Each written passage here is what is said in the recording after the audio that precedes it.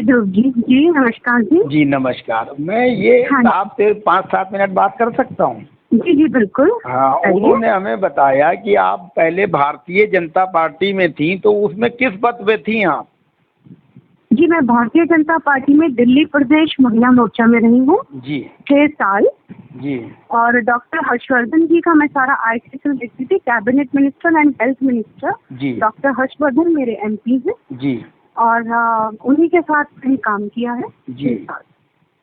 हाँ जी। तो आपने इतने अच्छे आदमी का साथ क्यों छोड़ दिया?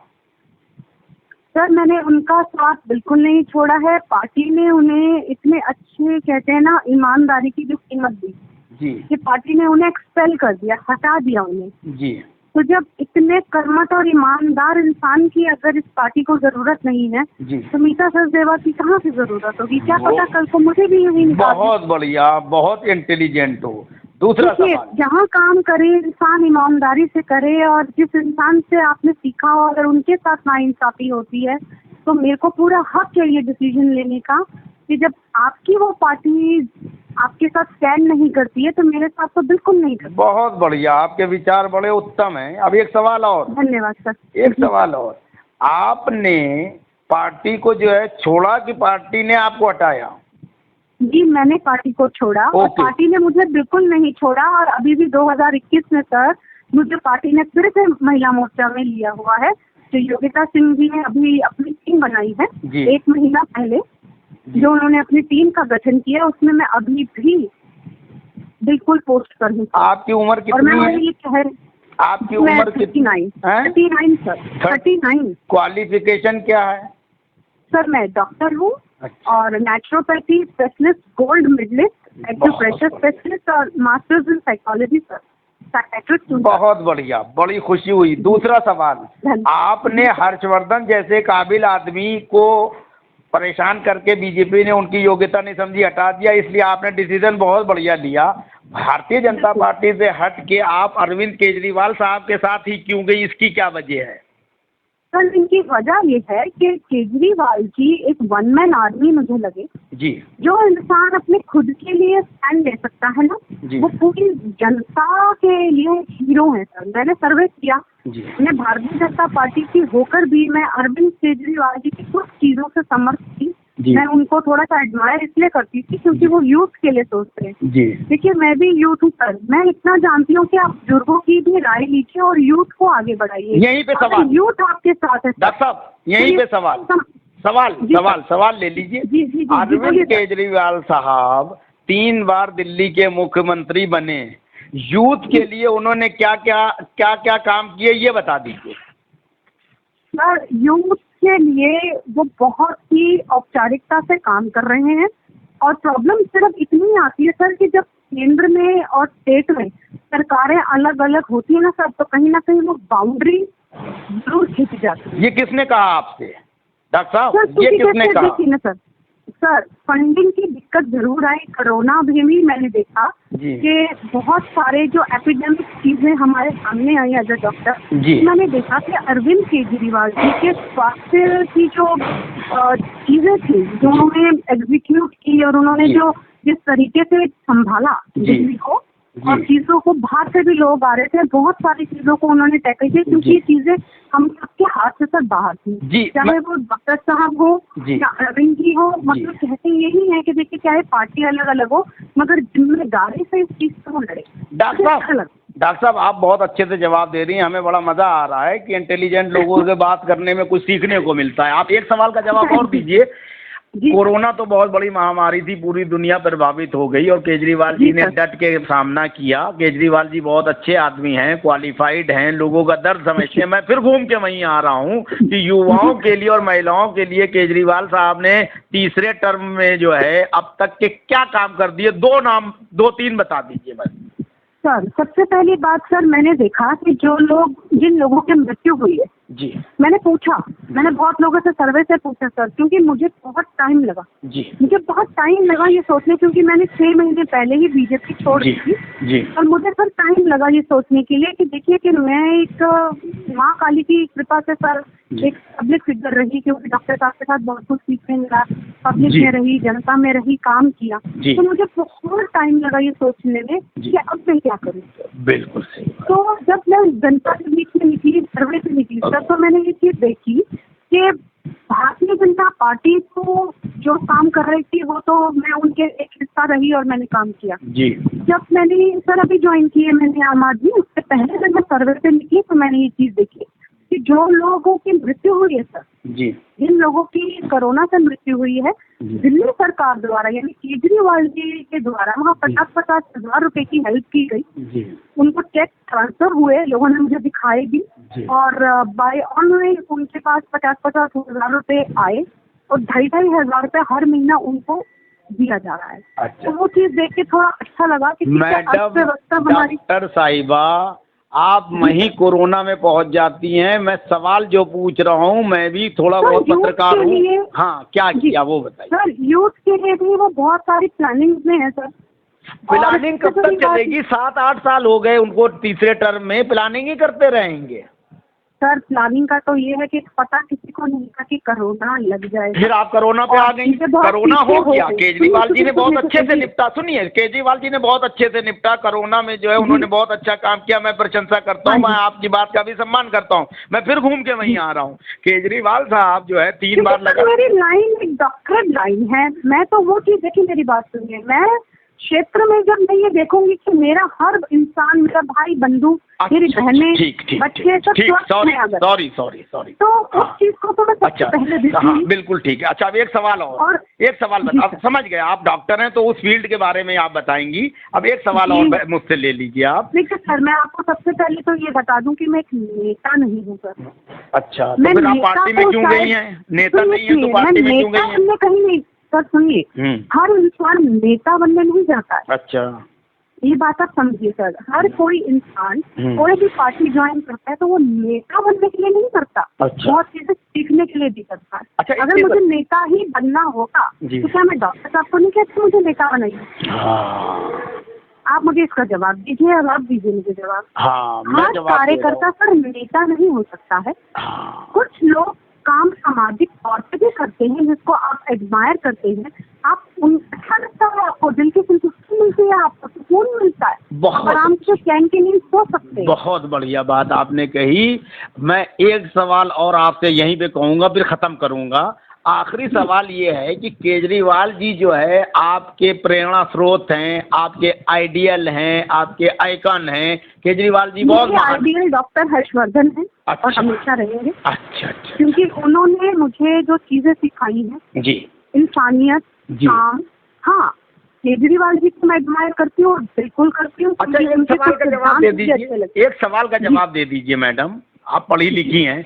अगर आपके सामने कोई ऐसा व्यक्ति आए जिससे आप कभी पहले नहीं मिली, ठीक, और उस आदमी की बायोग्राफी आप पढ़ें, उसका सारा रिसर्च करें, और वो हर्षवर्धन जी से और केजरीवाल जी से भी, अब आपके पैरामीटर पे है कि नहीं है वो नहीं अलग बात है, वो आप अपना देखोगी।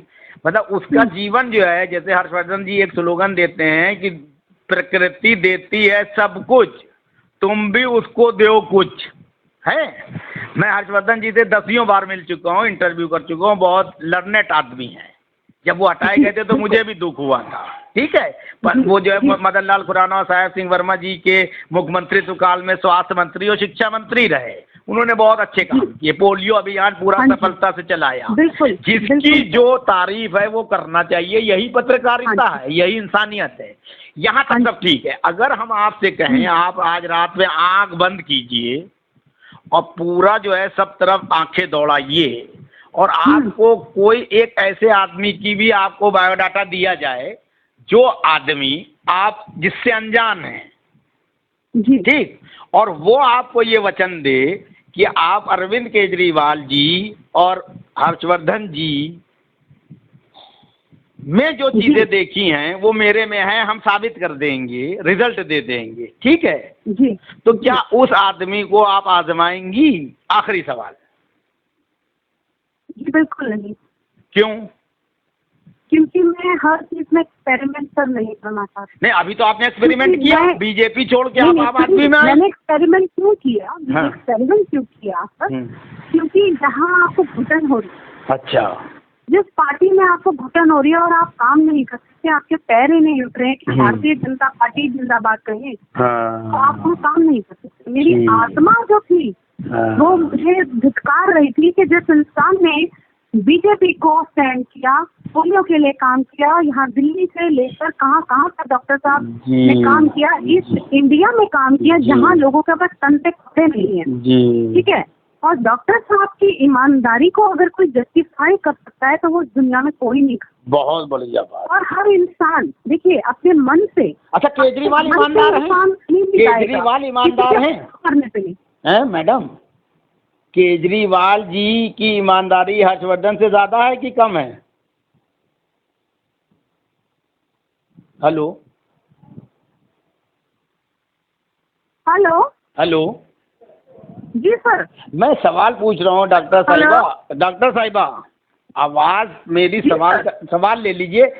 हर्षवर्धन हेलो, अब आ रही आवाज? जी सर। जी अब आवाज आई। हाँ, मैं ये कह रहा हूँ कि हर्षवर्धन साहब ज्यादा ईमानदार हैं कि केजरीवाल?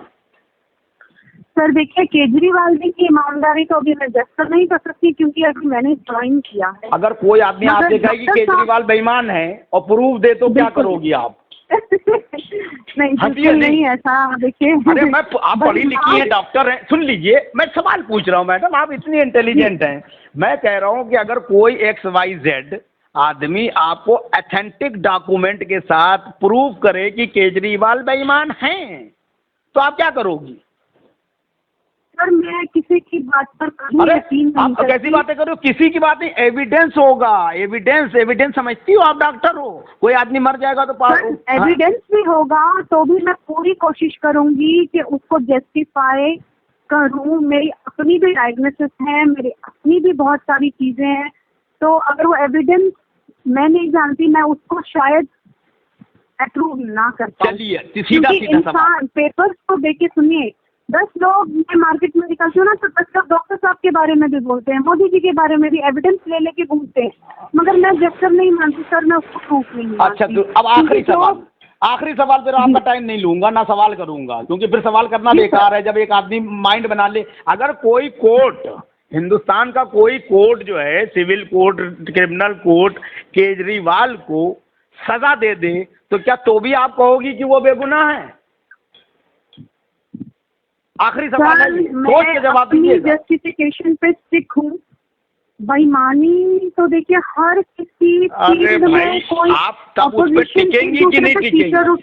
सर भाई हम कहते हैं कि मान लीजिए मेरी पत्नी है, कोई आदमी कहता है कि ये गलत है वो गलत है, हम नहीं सुनते हैं, कोई प्रूफ दे देता है तो हम डिसीजन लेंगे। वैसे ही अगर केजरीवाल के खिलाफ कोर्ट से आदेश हो जाए कि इस आदमी ने इतने 1000 करोड़ का घोटाला किया और सजा दे दे कोर्ट, तो आप तब भी केजरीवाल का सम्मान करोगी कि तब उनसे हट जाओगी? मैं ये जानना चाह रहा हूँ।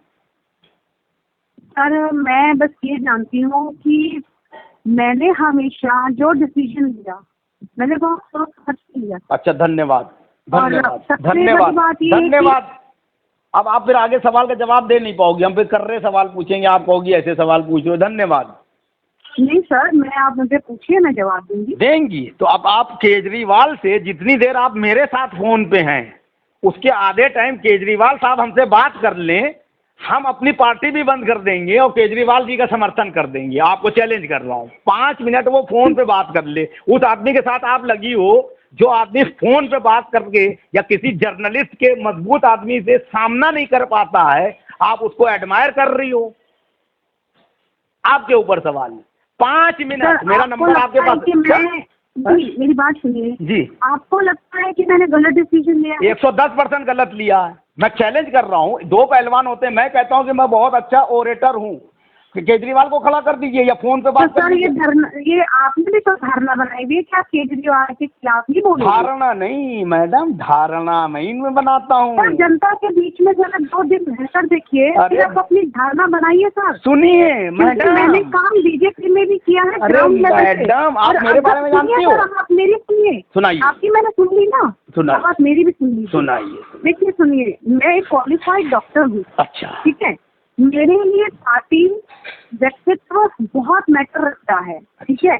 पार्टी सिर्फ पार्टी है और एक इंसान का जो व्यक्तित्व है ना, वो भी बहुत मैटर करता है सर। क्योंकि अगर मैं ग्राउंड लेवल पे बीजेपी से बिल्कुल, मेरा खून पसीना बीजेपी में 6 साल से लगा हुआ है सर जी। अगर कुछ चीजें मुझे वहाँ बुरी लगी तो आप ये समझ लीजिए कि मैंने बहुत सोच समझ के ही स्टेप लिया होगा। मेरे लिए आसान नहीं था सर, मेरे लिए बिल्कुल भी आसान नहीं था।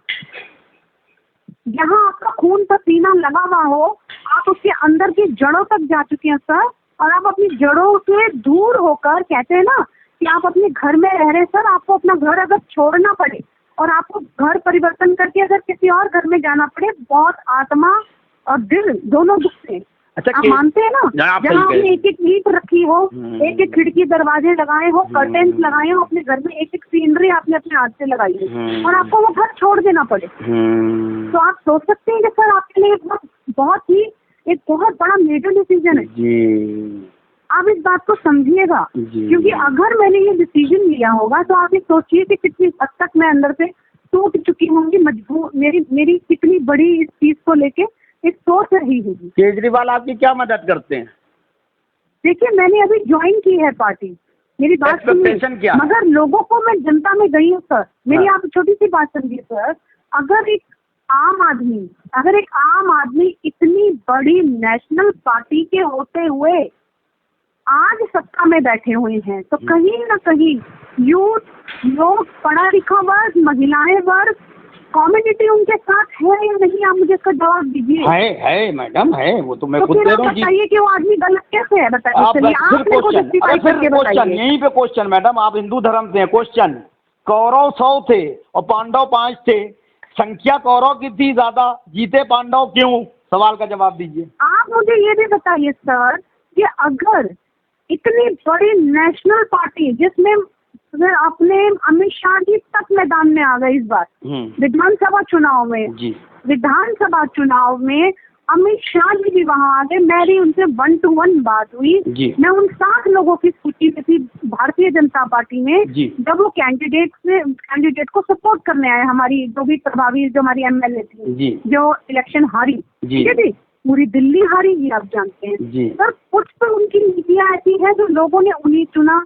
इतनी बड़ी नेशनल पार्टी, मोदी जी के नाम पर भी ये इलेक्शन नहीं थी। सवाल पूछूं? क्योंकि व्यक्ति विशेष का इलेक्शन था सर, और ये जनता वोट करती है, ये जनता के पास अथॉरिटी है कि वो अपना कौन सा नेता चुन के लाए। इसमें ना मैं कुछ कर सकती हूँ, ना पार्टी, ना आप सर, कोई जर्नलिस्ट ऐसा कुछ नहीं कर सकता। कुछ तो ये कर रहे हैं, कुछ तो ऐसी इनकी नीतियाँ हैं सर। मैं बताऊँ? और आपको मैं बताना चाहूंगी कि बीजेपी की नीतियाँ क्या है, बताइए, जिसकी वजह से उनका पतन हुआ है। बताइए। हर जगह पे पीछे हो रही है, कहीं ना कहीं सर बहुत सारी चीजें हैं जो अंदर जड़ों में है। क्योंकि मैं जड़ों में घुसी हुई हूँ, मैं जानती हूँ। अगर मैं अपने मुंह से उस पार्टी के लिए कभी कुछ नहीं बोलूंगी जिसके साथ मेरा खून पसीना लगा हुआ, समझ रहे हैं ना मेरी बात? समझ गया। आज अगर मैं अपना घर छोड़कर सर किसी और घर में किराए पे रह रही हूँ ना जाकर, तो आप मेरे दिल से पूछिए कि मेरे दिल पे क्या गुजरी होगी। सही बात। इतना बड़ा डिसीजन सर मैंने लिया, और क्यों लिया? बहुत बड़ी एक पीड़ा होती है मन में, क्योंकि मैं मोदी की सबसे बड़ी सपोर्टर और डॉक्टर साहब की सबसे बड़ी सपोर्टर। मैं एक डॉक्टर हूँ सर, मैं कभी भी खुला जख्म नहीं छोड़ती समाज को छोड़ दूँ। जब मैं किसी जख्म को खुला नहीं छोड़ सकती कि वो नासूर ना बन जाए, तो मैं अपने समाज को कैसे छोड़ दूँ? अगर कोई आदमी ये कहे कि पॉलिटिक्स और समाज और दिल्ली के लिए केजरीवाल नासूर है, तब आप क्या कहोगी? सर अभी तक तो किसी ने ऐसा नहीं कहा है, और अगर कोई कहेगा तो तीसरी बार वो आदमी PM बन के नहीं बैठेगा। अच्छा। अगर दिल्ली की जनता ने उन्हें चुना है तो दिल्ली की जनता नासूर नहीं चुनेगी सर। आप इस चीज को क्यों नहीं समझ रहे? अच्छा, मैं ना समझूं, एक सवाल का जवाब दीजिए। पानी फ्री, मैं ना समझूं सर। पानी फ्री, बिजली फ्री और महिलाओं को DTC में फ्री, क्या ये कामयाबी का द्योतक है? सर मैं फ्री की बात मानूं ना मानूं वो तो मैं नहीं जानती, क्योंकि हम लोग तो बिल भरते हैं ना। अरे मैं सवाल पूछता हूँ, आप घुमाती हैं, आप कह रहे हैं कि ये रणनीति सही है किसी राजनेता की। सुनिए ना, आप मेरी एक छोटी सी बात तो सुनिए ना सर। दिल्ली के अंदर कितने प्रतिशत क्लस्टर है ना? बहुत कम, समझ रहे हैं? जी। और क्लस्टर में ही बिजली पानी फ्री है। हम बिजली पानी देते हैं सर, हमें उसका बेनिफिट नहीं है। आप समझ रहे हैं? क्यों देते हैं? ये तो गलत नीति है ना। बताइए, हम अपर क्लास में हैं तो, और जो फ्लैट्स में रहते हैं या कोठियों में रहते हैं या अपार्टमेंट्स में रहते हैं सर, वो तो बिजली पानी पे करते हैं ना सर, उनको तो कुछ फ्री नहीं मिल रहा। तो डॉक्टर साहब मैं वही आप बोलती चली जा रही है। मैं ये कह रहा हूँ केजरीवाल जी की ये नीति। आप सर मुझसे सवाल ऐसे कर रहे हैं तो मैं आपको जवाब दे रही हूँ। हाँ तो दीजिए। आप वो पानी बिजली ये फ्री गरीबों को दे रहे हैं, तो इससे तो गरीब लोग तो सब्जी बेचते हैं, रेट बढ़ा देते हैं, रिक्शा चलाते हैं, ऑटो चलाते हैं, रेट बढ़ा देते हैं, मध्यम वर्ग और बड़े वर्गों से वसूल लेते हैं, उसके बाद उनको फ्री क्यों? ये तो अन्याय है मध्यम वर्ग और अमीर लोगों के ऊपर। केजरीवाल जी ने रेट बढ़ा रखे हैं काहे के? ये तो क्या सब्जी पानी के रेट के केजरीवाल जी ने बढ़ा रखे हैं? आप सवाल नहीं समझ पाई, फिर से समझिए। जो गरीब लोग हैं वो फल बेचते हैं, सब्जी बेचते हैं, ऑटो चलाते हैं, ई रिक्शा चलाते हैं। सुनिए पहले सवाल, फिर जवाब दीजिए। महंगाई का दर कब आता है? बात सुनिए, क्या आप मुझे पहले ये बताइए। आप छोटे से मुझे छोटा सा सब जवाब दीजिए सर। जब भी बीजेपी की सरकार आती है बिजनेस ठप हो जाता है, ऐसा क्यों? ऐसा यूं कि बीजेपी जो है बिजनेस वालों की ही पार्टी है, समझिए। वो ये जानते हैं कि इन्होंने ही हमें 2 सांसद से, माननीय अटल बिहारी वाजपेयी और आडवाणी जी हुआ करते थे 80 में, और अब 303 सीटें बीजेपी की खुद आ गई हैं। तो अब उनको ये है कि ये तो हमारे वर्ग का जो है वोट है ही है, और ये संपन्न लोग हैं, ये किसी भी कीमत पे हमें नहीं छोड़ेंगे। इसलिए उनके ऊपर अगर वो सख्ती कर देते हैं तो उनका अपना घर का मामला है, वो ये सोच के चलते हैं। लेकिन मुझे ये बताइए, जब बिजनेसमैन सड़क पे आ गया सड़क का वोट और काय का वोट बैंक, सड़क पे आ गया बिजनेसमैन, तो केजरीवाल ने दिल्ली के बिजनेसमैन के लिए क्या किया वो बता दीजिए। तो सर वोट तो सारे केजरीवाल जी को जा रहे हैं सर, बिजनेसमैन वोट तो नहीं जा रहे मोदी सरकार को। नहीं, वोट जो है ये आप इस बार एमसीडी में भी देख लीजिए सर। 2022 में एमसीडी आ रही है ना। हाँ, एमसीडी के चुनाव आ रहे हैं ना सर, आप सब मेरे से पूछिए। अच्छा, एमसीडी में चुनाव लड़ेंगी आप? पार्टी लड़ाएगी तो जरूर लड़ेंगे। अच्छा, अगर पार्टी आपको टिकट ना दे तो भी काम करते रहेंगे ईमानदारी से सर। बहुत बढ़िया। और अगर कोई पार्टी दूसरी आपको टिकट दे, आपकी योग्यता, काबिलियत और डॉक्टरी का पेशा देखते हुए कि आप सेवा करो और आप पद पे जीत के आओ, तब? नहीं सर, बिल्कुल भी नहीं। बड़ी मुश्किल से दिल बनाया है। दिल ने बीजेपी के अलावा कभी किसी को कभी सोचा नहीं। और अगर अब आज मैं इस पार्टी में हूँ तो बड़ी ईमानदारी से आम आदमी पार्टी में ही काम करूँगी। अरे मैडम, दिल तो है, दिल का क्या एतबार देती है तो नहीं लूँगी मैडम। कोई और पार्टी अगर मुझे कांग्रेस या कहीं से टिकट ऑफर होती है तो मैं नहीं लूँगी। नहीं, कांग्रेस के अलावा कोई पार्टी आपको बुलाए तो क्या करोगी? जी, कांग्रेस के अलावा कोई ऐसी आदर्शवादी पार्टी जो आपको ही बागडोर दे दे? नहीं लेना चाहती मैं। बहुत बढ़िया, धन्यवाद। धन्यवाद, नमस्कार, जय हिंद। Thank you sir.